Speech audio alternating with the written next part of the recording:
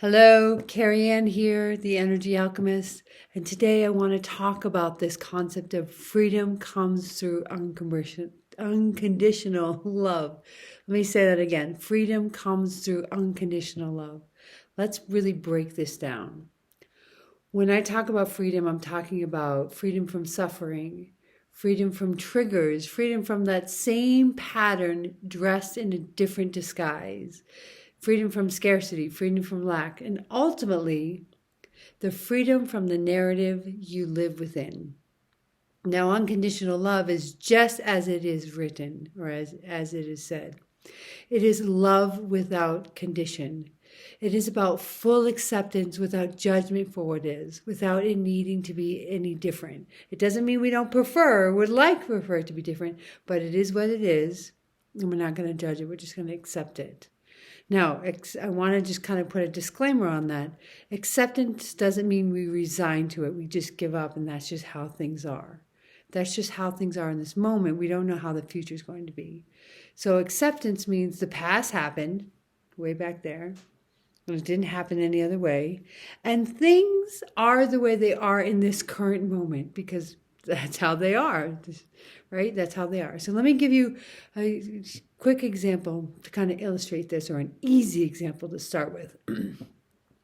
It snowed here today where I live. And if I didn't accept that it had snowed, then I would be really upset, which means I would suffer. I'd be really upset or frustrated, like, man, it snowed today, and now I can't have coffee with my friend who I haven't seen in a month, and I was really looking forward to it, and now what am I going to do with this stupid, stinking snow? Okay, I'm over dramatizing this or being overly dramatic, but you get the point. That's suffering.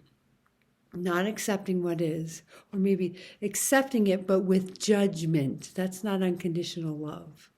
So when I accept that it snowed, all I'm saying is the snow, it snowed and it has changed my plans. So I accepted that it snowed and I accepted that it changed my plans. So all that really happened was that it snowed and my plans got changed. I hold no judgment around it. It's just what is. Do you feel the freedom in that? Do you feel the difference in that?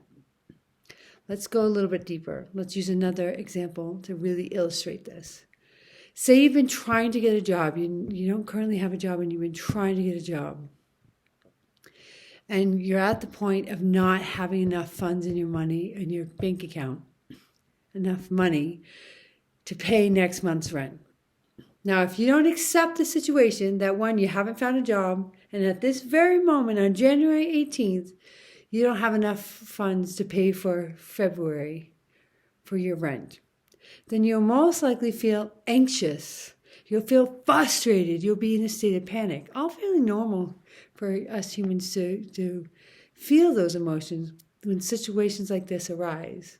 If we stay in them, we're going to suffer. So you're going to suffer and you will stay limited. You will have a limited view to what you can see.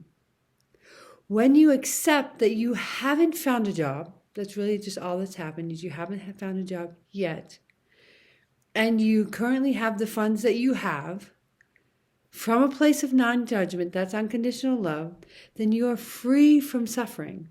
And what happens is now you have the blinders off, and you have the energy to see possibilities, to see opportunities, and to attract something different. Here is why. You move out of suffering. When you move out of suffering and out of resistance to what is, and you accept things from non-judgment, you move from your limbic brain, that's your survival brain, your survival scarcity brain. I'm pointing to the back of my head. That's where the limbic brain lives. And you move to your prefrontal cortex. This is where your compassion is, where your open, clarity, abundant brain exists. So therefore, when you bring unconditional love in, anything can be healed and everything can be created. That's the magic of the universe.